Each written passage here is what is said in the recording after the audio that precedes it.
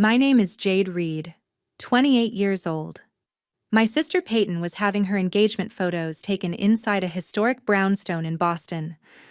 Right before the camera started rolling, my mother shoved a torn gray dress into my chest so hard I stumbled backward.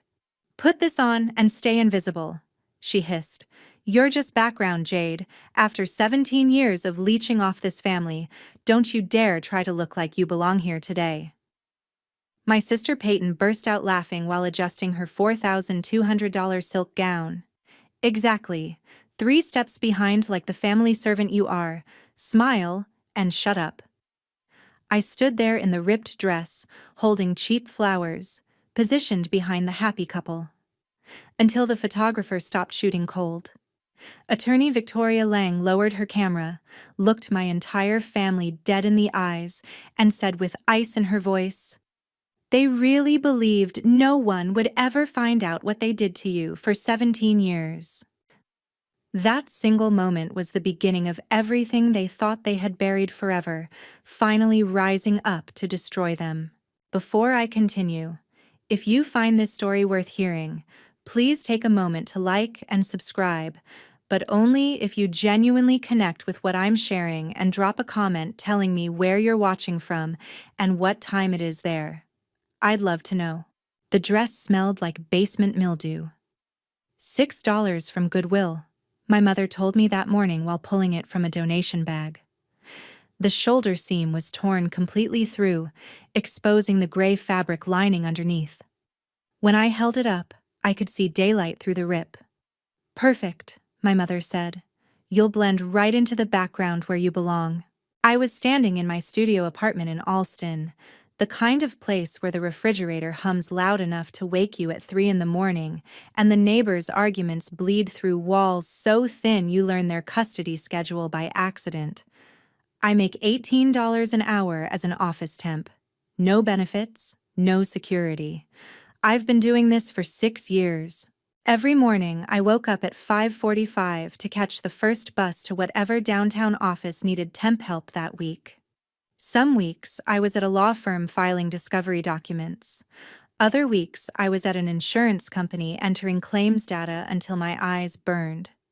The pay was exactly $18 an hour, no overtime, no benefits, and no promise that the assignment would last beyond Friday. I'd come home exhausted, heat up a frozen meal, and open my laptop to help Peyton with whatever she needed. Slide decks for her job presentations, emails to her boss, or even proofreading her quarterly reports. She never said thank you. She'd just send a thumbs-up emoji and go out with her friends. 17 years of this pattern had trained me to disappear. I stopped buying new clothes. I stopped dreaming about going back to school. I told myself I was lucky to even have a roof over my head. That was the version of Jade my family had carefully built. One who never asked for more. My sister Peyton makes $125,000 a year as a marketing director. She bought a condo in the South End in 2021 with a down payment so large I remember asking her how she saved that much. She'd laughed. "Smart investments, Jade. You should try it sometime instead of complaining about temp work." The engagement photos were scheduled for 2 in the afternoon on March 15th. Saturday. Bright, cold spring light. My mother called me the night before with instructions. "Wear something simple. Actually, I'll bring you something. You always dress wrong for these things." I didn't ask what she meant by these things. There had been graduations, promotions, birthday dinners, holiday cards. I was background in all of them, the sister who didn't quite fit. The one cropped out later or positioned at angles that made her easy to forget. I put on the torn dress in my bathroom, the fabric rough against my skin. In the mirror, I looked like exactly what my mother wanted. Poor. Forgettable. Grateful to even be included. I took the T to Copley, then walked 15 minutes to Commonwealth Avenue. The brownstone was in the heart of the city, all exposed brick and soaring ceilings, the kind of place that rents for $3,500 for an afternoon. I'd looked it up online the night before. 428 Commonwealth Avenue. built in 1885. Recently renovated. Available for private events. Peyton was already inside when I arrived, draped in ivory silk that caught the light streaming through tall windows. Her fiancé Damien stood beside her in a custom suit, the kind with a tailor's label stitched inside the jacket. He's a corporate real estate attorney, 34 years old, works at Cross and Hamilton, one of those firms with offices on the 40th floor and views that make you forget what street-level Boston looks like. "You're late," my mother said when I walked in. She was adjusting Peyton's hem, making sure every fold laid perfectly. I checked my phone. 1:58, 2 minutes early. "Sorry," I said anyway. I'd learned that years ago. Apologize first. Question nothing. Survive.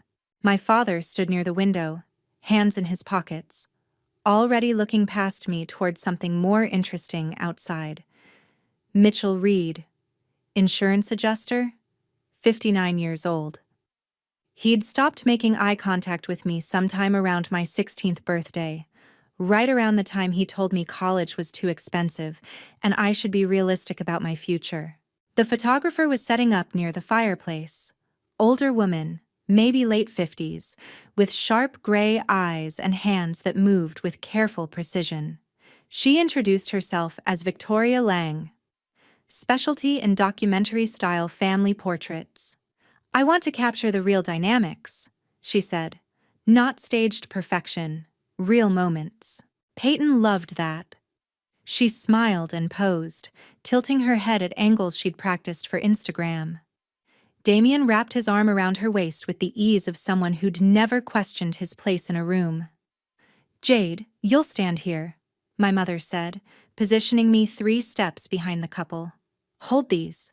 She shoved a bouquet of supermarket flowers into my hands, the kind that cost $12 and die within 3 days. I stood where I was told. I held the flowers. I smiled when the photographer looked my way. Victoria circled us slowly, camera raised, adjusting angles and light. She stopped once to stare at my hands. I have a scar on my left palm, a thin white line that runs from my thumb to my wrist. I got it when I was 12.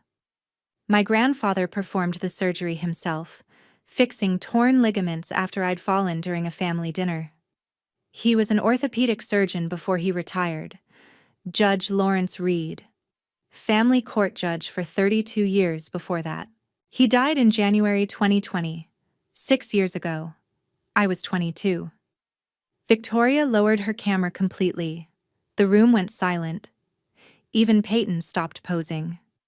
"Jade Reed," Victoria said. Not a question, a statement. I nodded. She set the camera down on a nearby table and reached into a leather briefcase I hadn't noticed before. When she pulled out a folder, I saw the court seal stamped across the front. Commonwealth of Massachusetts.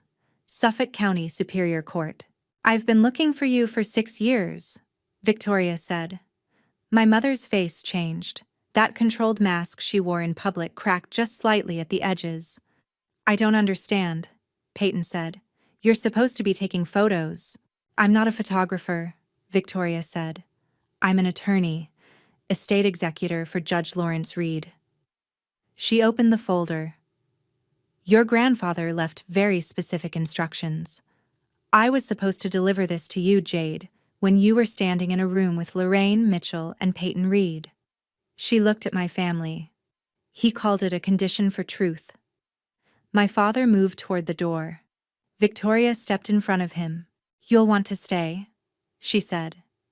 "Because what happens next determines whether you're arrested today or in 72 hours. The folder was thick. Inside, I could see pages and pages of handwritten text, photographs, documents with signatures I recognized. "Jade," Victoria said, turning to me. "Do you own property in Boston?" I shook my head. "No, I rent a studio in Allston." "You're wrong," Victoria said. "You own this building. 428 Commonwealth Avenue. Has been in your name since January 8th, 2020. The day your grandfather died." Peyton went completely still. My mother made a sound low in her throat. something between a gasp and a warning. Victoria pulled out a document. I recognized the format from legal shows I'd watched late at night when I couldn't sleep. Last Will and Testament, dated March 15th, 2019. 7 years ago exactly. Everything was left to you, Victoria said. The brownstone, a trust fund of $1.2 million. Your grandfather's entire estate. He named you sole beneficiary and me as executor with specific instructions. Wait until someone tries to steal it, then activate. She handed me the will. I read my name over and over. Jade Reed. Sole heir. Full ownership. Unconditional. That's impossible, my mother said. Her voice had that tight control she used when she was about to rewrite reality. Lawrence left his estate to a scholarship fund. We were told. You were told nothing, Victoria interrupted. You told yourself a lie, and you've been spending Jade's inheritance for 6 years. She pulled out another document. This one looked like a property deed. My name was printed clearly at the top. Jade Reed, owner. Below that was another signature. Also my name. But I'd never signed anything like this. February 10th, 2020, Victoria said. Someone forged Jade's signature on a quitclaim deed, transferring this property to Peyton Reed. That same someone used a temporary conservatorship, filed without Jade's knowledge, to access her trust fund and drain $1.2 million over 3 months. The room tilted. I sat down on the floor before I realized I was falling. Victoria kept going. Her voice was steady, clinical, the way a surgeon describes an incision. Your parents filed for emergency conservatorship 5 days after Lawrence died, claimed you were emotionally unstable, needed protection. The court granted temporary conservatorship for 6 months. During that time, they had legal authority over your assets. They used it to forge your signature, transfer your property, and drain your trust fund. The conservatorship ended in August 2020. You never received any of the court documents because your parents intercepted your mail. I remembered the day I turned 23. I had gone to the mailbox hoping for anything from Grandpa's estate. Instead, I found only junk mail. When I asked my mother about it, she snapped, "Why would Lawrence leave you anything? You've never accomplished anything on your own." For 6 years I believed I was worthless in his eyes. The realization that they had stolen not just money, but also my grandfather's final message to me, made my stomach twist violently. Every birthday, every holiday, every quiet moment I spent wondering why I was so easy to forget. They had engineered that pain on purpose. Peyton was backing toward the door now. Damien was staring at her with an expression I couldn't quite read. Confusion, calculation, distance. The brownstone was sold in June 2023, Victoria continued. $2.8 million.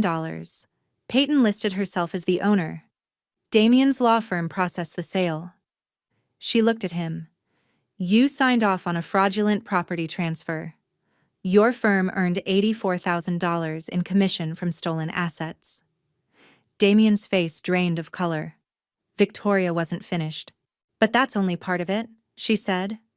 She pulled out a leather-bound journal, the cover worn soft from years of handling. I recognized it immediately. My grandfather's handwriting on the first page. Lawrence Reed. Personal documentation. 2015 to 2019. Your grandfather kept detailed records, Victoria said. He documented 17 years of what he called systematic family exploitation. He started noticing patterns when Jade was 11 years old. She opened the journal to a page marked with a red ribbon. I could see my grandfather's handwriting, precise and careful. The date at the top, November 12th, 2015. Victoria read aloud. She visited the family for dinner, found Jade, age 11, doing Peyton's 8th grade homework at the kitchen table while Peyton watched television upstairs. When I asked Lorraine about it, she said it was good for Jade to help her sister, said it taught responsibility. I watched Jade work for 2 hours. She never complained. Peyton never came downstairs. This is not help. This is exploitation. The words settled into the room like smoke. Victoria turned pages. More entries. More dates. December 2015. March 2016. September 2016. Each one documenting moments I'd forgotten or tried not to remember. Jade doing homework past midnight. Jade writing Peyton's college essays. Jade taking phone calls from Peyton's teachers, pretending to be her sister to explain late assignments. He took photographs, Victoria said. She pulled out a stack of images. Me at 14, slumped over a textbook at 11 p.m., dark circles under my eyes. Me at 16, typing on a laptop with Peyton's student ID visible in the corner of the frame. Me at 17, holding printed pages of what looked like a research paper, exhaustion written across my entire face. 156 journal entries, Victoria said, 64 photographs, and 23 audio recordings. She pulled out a small digital recorder. Your grandfather wore a recording device in his watch during family visits, Victoria said. He wanted evidence. Legal evidence. The kind that would hold up in court when the time came. She pressed play. My mother's voice filled the room. The recording was from Christmas 2016. I was 18. I remembered that dinner.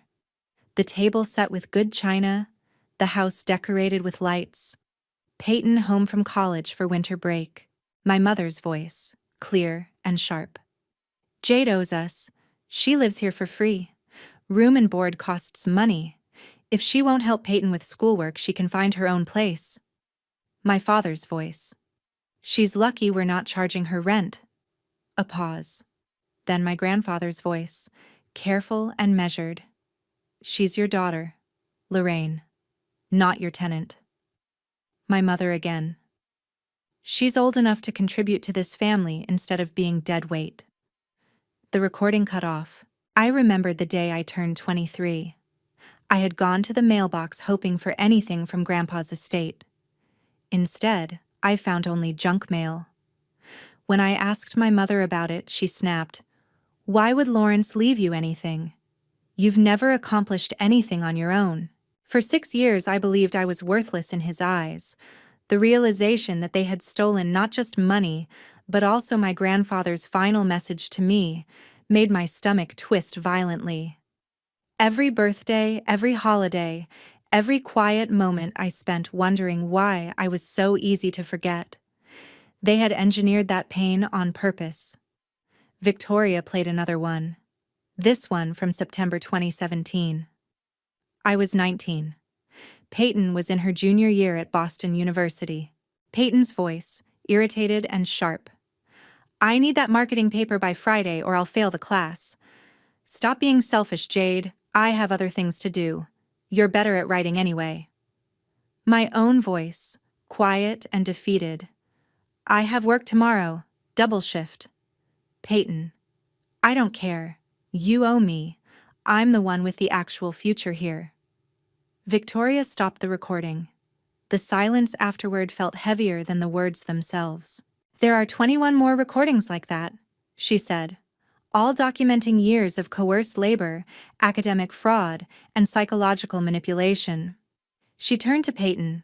Jade wrote every single one of your college papers, 89 assignments over 4 years. Your 3.4 GPA is entirely her work. She coached you through your SAT, spent 6 months tutoring you until your score went from 1,050 to 1,390. She wrote your graduate school applications, your internship essays, your job cover letters. Every professional achievement you've ever celebrated was built on her invisible labor. Peyton opened her mouth. No sound came out. Victoria pulled out a USB drive. I have all the original files, she said. Word documents with metadata intact, creation dates, author names, revision histories. Every file shows Jade Reed as the original creator. Every single one. She handed the drive to Damien. You're a lawyer, Victoria said. Check it yourself.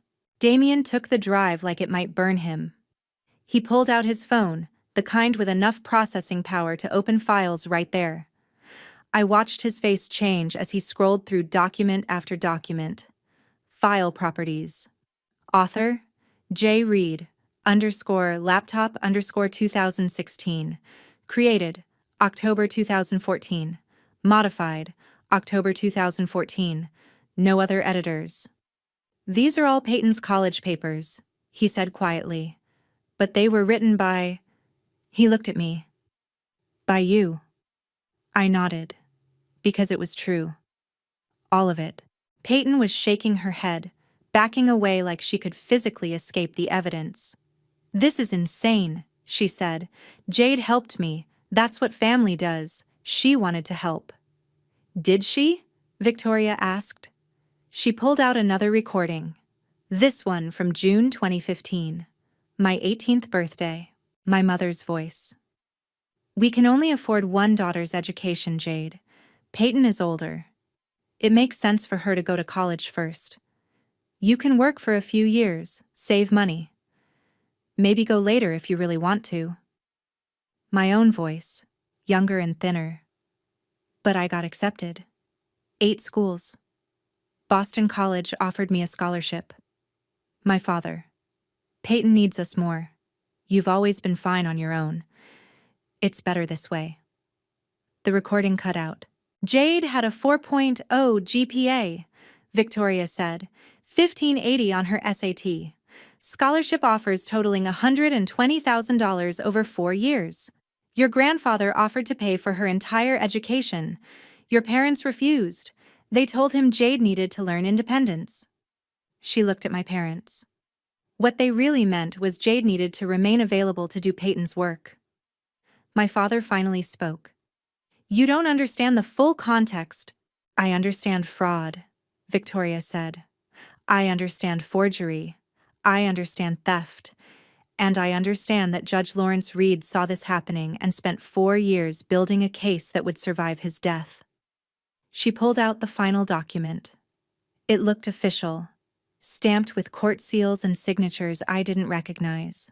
Your grandfather filed a comprehensive evidence package with the Suffolk County District Attorney in March 2019, Victoria said. He gave me specific instructions. If Jade's inheritance was ever stolen or her identity used fraudulently, I was to immediately deliver all evidence to the DA and file criminal complaints.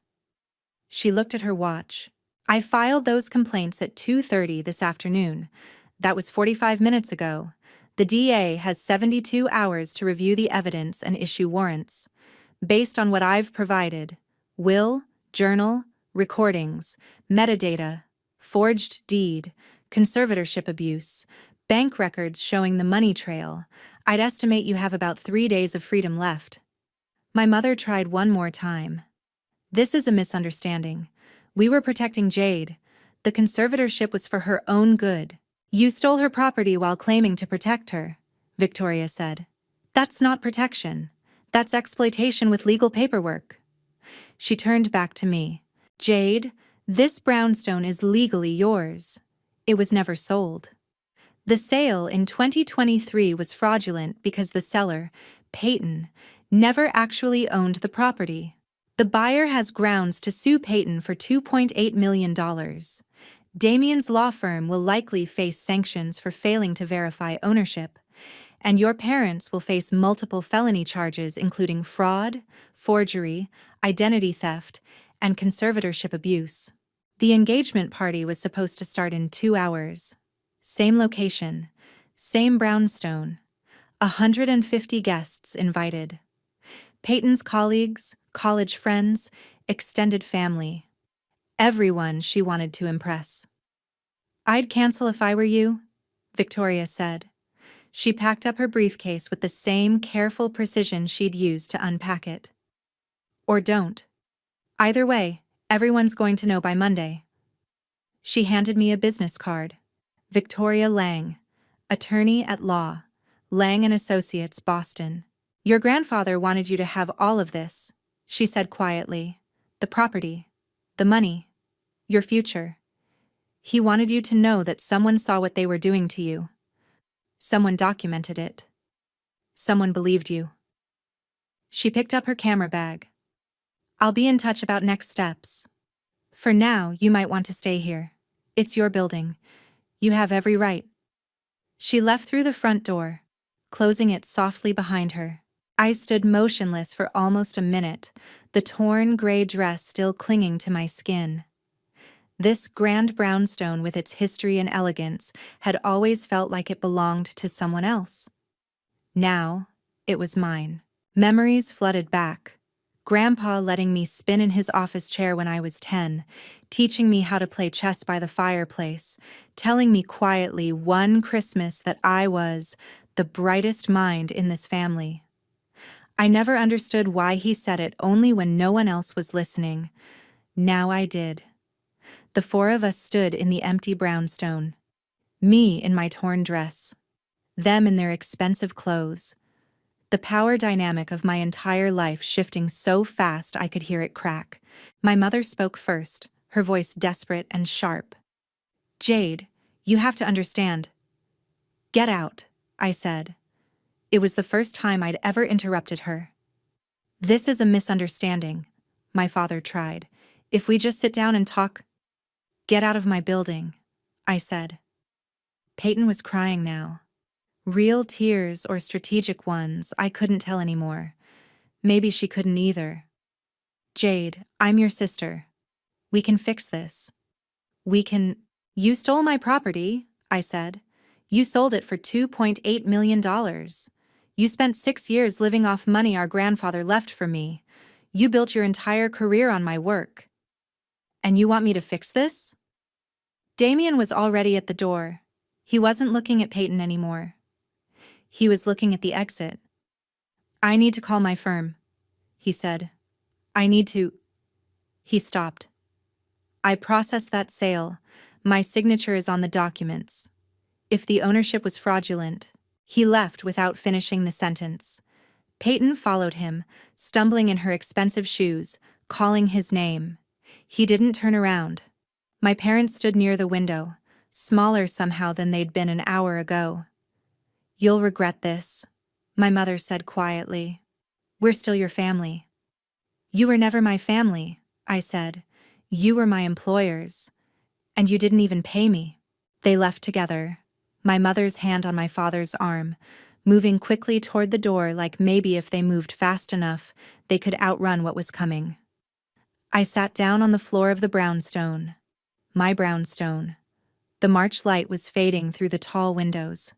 I could hear traffic on Commonwealth Avenue, the city moving around me like nothing had changed. But everything had changed. I pulled out my phone and called my landlord, gave 30 days notice on the studio in Alston. Then I called my temp agency and quit. No 2 weeks, no explanation. Just done. I spent that night in the brownstone, sleeping on the floor in the main room where the photo shoot had happened. I didn't have furniture yet. Didn't have much of anything except a torn gray dress and the certain knowledge that my entire life up until that moment had been built on lies. The engagement party was scheduled for 4 p.m. Sunday. I woke up at noon, still on the floor, my back aching from the hardwood. I thought about leaving, going somewhere else, letting them have their party in peace. But this was my building, and I was done being invisible. I showered in the bathroom upstairs, using hand soap because I didn't have anything else yet. I put on jeans and a sweater I'd brought in my bag. Nothing fancy, nothing torn, just myself. The first guests started arriving at 3:45.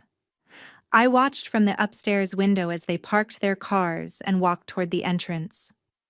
Colleagues from Peyton's work, friends from college, people I'd seen in photos online, all of them dressed for celebration. I waited until the room was full, waited until I could hear champagne being opened, conversation building, someone laughing at a joke I couldn't hear. Then I walked downstairs. The room went quiet when they saw me, not immediately. It started near the door and rippled outward like something dropped in still water. People stopped talking, turned, stared. I recognized some of them. Peyton's boss, her college roommate, cousins I'd seen at holidays, all of them looking at me like I was a stranger who'd wandered into the wrong party. My mother tried to intercept me. "Jade, what are you doing here?" "I live here," I said, loud enough for people nearby to hear. "This is my building." The ripple spread faster, whispers, phones coming out, a few people Googling the address, checking public records, doing exactly what I knew they would. Peyton appeared from somewhere near the back, Damien nowhere in sight. Her face was blotchy, makeup covering exhaustion that leaked through anyway. "You need to leave," she said, not loud, not making a scene yet, still trying to control the narrative. "I need to leave my own building?" I asked. "The building our grandfather left me in his will? The building you sold illegally for $2.8 million?" The whispers got louder. "That's not," Peyton started. "Victoria Lang is an attorney," I said to the room, "estate executor for Judge Lawrence Reed. She delivered his will yesterday. Everything was left to me, property, trust fund, all of it. My parents filed for conservatorship without my knowledge, forged my signature on a quitclaim deed, and spent 6 years stealing my inheritance." Someone near the food table dropped a plate. The sound cut through the room like glass breaking. "That's not true," my mother said. But her voice didn't have the same control it usually did. She sounded desperate, caught. "The DA has all the evidence," I said. "Journal entries, recordings, forged documents, bank statements. Warrants will be issued within 72 hours. I looked at Peyton. "And your degree from Boston University? The one your career is built on?"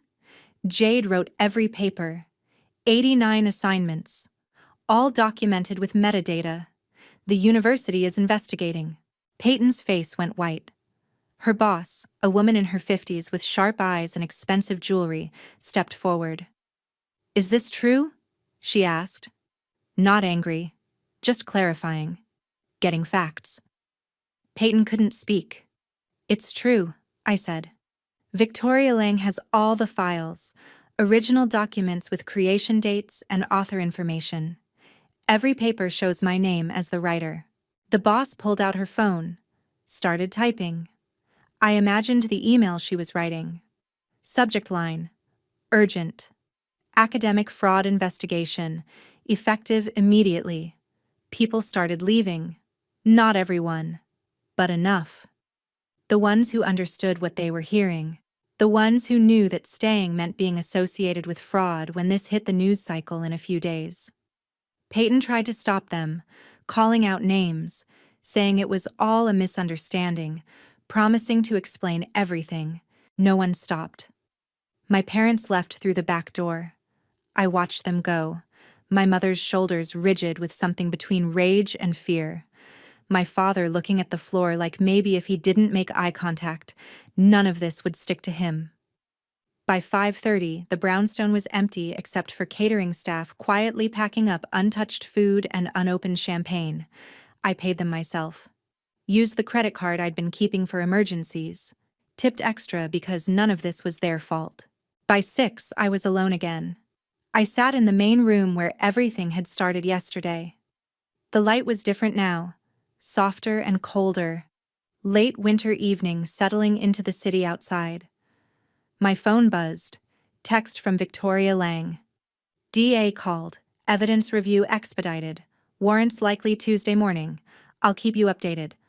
Also, attached is the key to your grandfather's study upstairs, 3rd floor. He left instructions to keep it locked until you owned the building. It's yours now."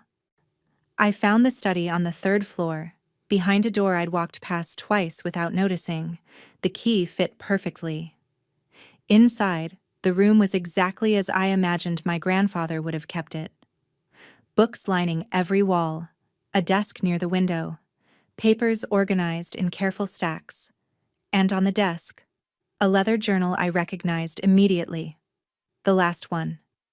The one he'd been writing in during his final year. I opened it to the last entry. December 28th, 2019. 11 days before he died. His handwriting was shakier here, illness or age making the letters less precise than earlier entries, but the words were clear. If you're reading this, Jade, I'm gone. I'm sorry I couldn't stop what they were doing to you while I was alive. I tried. I offered to pay for your college. I offered to let you live with me. Your parents refused, said you needed to learn responsibility. What they really meant was, they needed you available to do Peyton's work. I've spent 4 years documenting everything, building a case that will survive my death. Victoria has instructions to deliver this evidence when the time is right, when you're surrounded by the people who hurt you, when you can finally see the truth with witnesses present. They stole 17 years of your life, made you believe you were less than, made you believe you owed them something, made you believe their version of reality where you were the problem. You were never the problem. You were the solution they exploited. I'm leaving you everything because you deserve everything. Not because you earned it through suffering, because you should have had it from the beginning. Because you are exactly who I hoped you'd be despite everything they did to try and break you. Take it all back, Jade. Every single year. Every single piece of your identity they tried to erase. Own this building, go to college, build the life they stole. And remember, they controlled the narrative for 17 years. But truth doesn't disappear. It just waits for witnesses. I love you. I always saw you. Grandfather. I sat at his desk for a long time. The city lights came on outside the window. Commonwealth Avenue glowed. Traffic moved. People walked home from dinner, from work, from wherever Sunday evening took them. I called Boston College the next morning, explained who I was, asked if my acceptance from 2015 was still on file. The admissions officer put me on hold for 10 minutes. When she came back, her voice was different. Careful. We heard about your situation, she said. Judge Reed's case. It's been in the news this morning. I pulled up a browser. She was right. Local news sites had picked up the story. Former judge's estate theft uncovered. Family arrested in inheritance fraud. Prominent Boston family under investigation. We'd like to offer you admission, she said. For this coming fall. Full scholarship. And Jade? We're very sorry for what happened to you. Tuesday morning, my parents were arrested.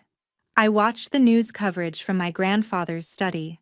Lorraine and Mitchell Reed, charged with 8 counts of fraud, 6 counts of forgery, 4 counts of identity theft, and 3 counts of conservatorship abuse.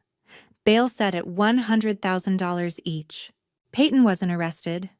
Not yet. But Boston University launched a formal investigation. I got a call from the dean of students. They'd reviewed the metadata Victoria provided.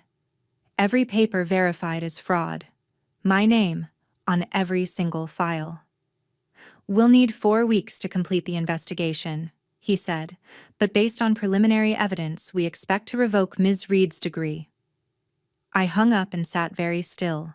4 weeks later, the university made it official. Peyton's degree was revoked, her transcript marked with permanent notation, academic integrity violation, comprehensive fraud. The school sent formal notification to her employer. She was fired the same day. Damien's law firm suspended him pending a Bar Association ethics review, processing fraudulent property transfers, failure to verify ownership, possible knowing participation in fraud. His career wasn't over, but it was damaged in ways that would follow him for years. The lawsuit came next. Harrington Properties, the company that bought my brownstone for $2.8 million, sued Peyton for fraud and breach of contract. They wanted their money back. All of it. Plus damages. Peyton didn't have $2.8 million. She'd split most of it with my parents. Bought furniture, took vacations, lived like someone whose wealth was earned instead of stolen. My attorney, I hired one using money from a settlement with my parents, said Peyton would likely declare bankruptcy, lose everything. spend the next decade trying to rebuild from nothing, the same place she'd forced me to stay for 17 years. I didn't feel satisfaction exactly, just a kind of cold clarity. They'd created their own destruction. All Victoria and I did was document it. I enrolled at Boston College for the fall semester. Pre-law. I wanted to understand the systems that had almost destroyed me. Wanted to help other people who'd been exploited in ways that looked like family, felt like duty, but were actually just crime dressed up as obligation. I was 28, 8 years older than most of my classmates would be. But my grandfather had been right. I wasn't starting from zero. I was starting from truth. The brownstone became home. I furnished it slowly, carefully. Nothing expensive, nothing that screamed wealth. Just comfortable. Just mine. Sometimes I walked through the rooms and remembered standing there in a torn dress, holding cheap flowers, positioned 3 steps behind people who thought they'd won. The dress was still in my closet. I kept it folded in tissue paper, not as a reminder of humiliation, as evidence of transformation, proof that the narrative can change when truth finally has witnesses. 6 months after everything fell apart, I got a letter from Peyton. Handwritten. No return address. She must have dropped it through my mail slot because I never saw her. The letter was 3 pages long. Apologies and explanations. She didn't know the property transfer was illegal. She thought Mom and Dad were just helping her invest. She never meant to hurt me. She was sorry. Could we talk? I read it twice, then put it in a file with everything else. Evidence, documentation. The story told correctly this time. I didn't respond. Some people deserve second chances. Some people deserve the consequences they created. The trial was set for October.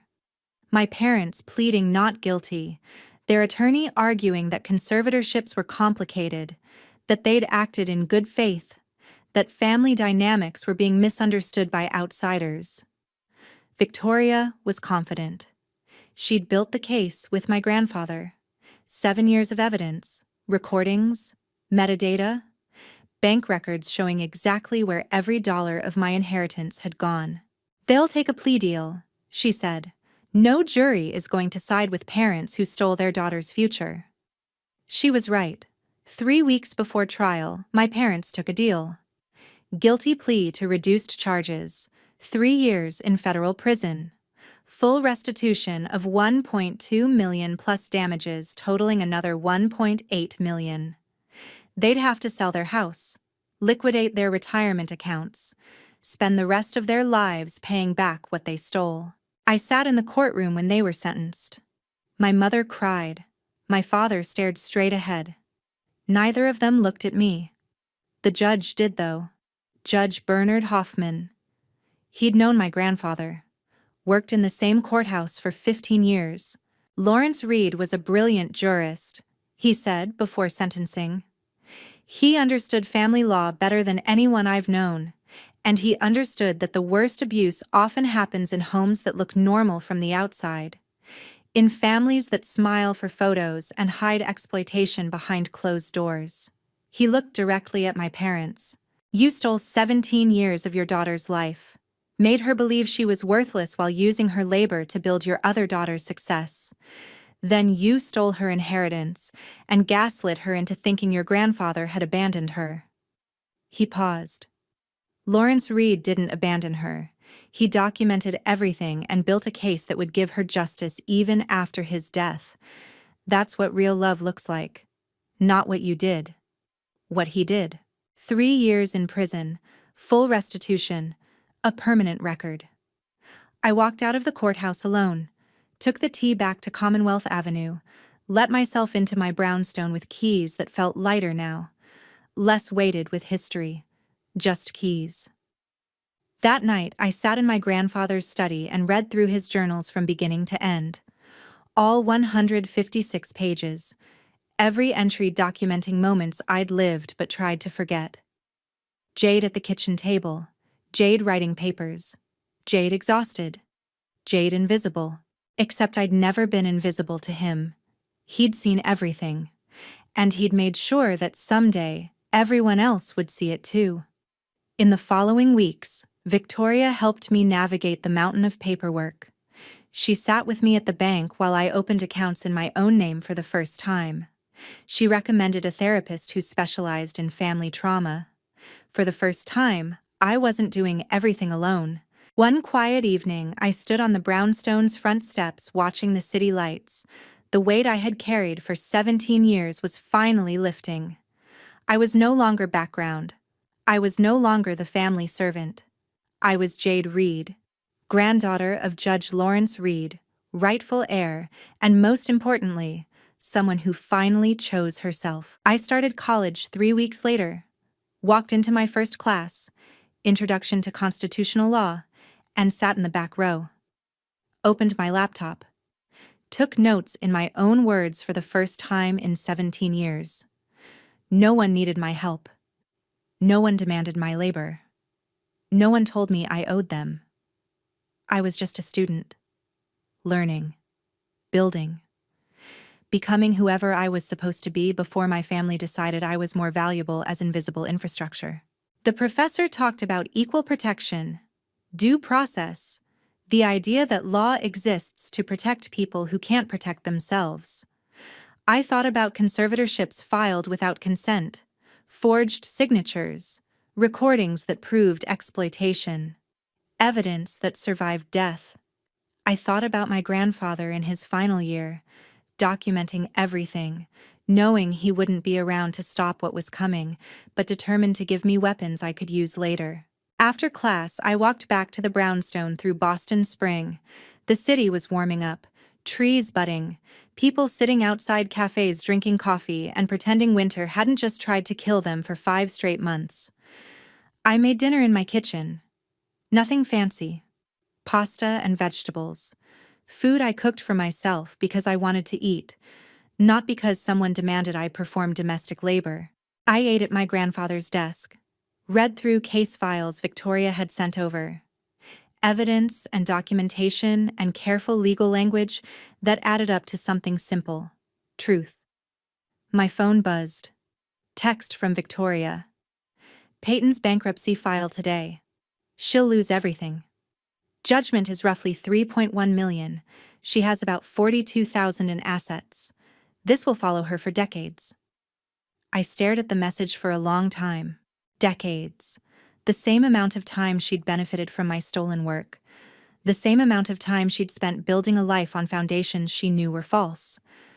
I didn't feel good about her destruction, but I didn't feel bad either. I felt clear. They'd controlled the narrative for 17 years, built a reality where I was background, burden, someone who should be grateful for scraps. They'd stolen my education, my inheritance, my identity, and then acted wounded when truth finally found witnesses. But truth doesn't disappear. It just waits. My grandfather understood that. He'd spent his final years building a case that would outlive him, making sure that when I finally stood in a room with my family, surrounded by evidence they couldn't deny, I'd understand. I was never the problem. I was exactly who I was supposed to be, and they were exactly who they'd always been. I finished dinner, washed my dishes, walked through my brownstone turning off lights, climbed the stairs to the bedroom I'd slowly furnished with things that felt like mine. Before bed, I opened the journal to my grandfather's final words one more time. Take it all back, Jade. Every single year. I was trying.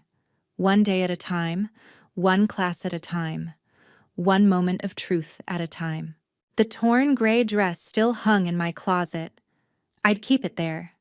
Not as a reminder of shame, as proof that narratives can change, that background can become foreground, that invisible can become seen. They'd positioned me 3 steps behind for 17 years. But I'd walked forward anyway. And I wasn't stopping.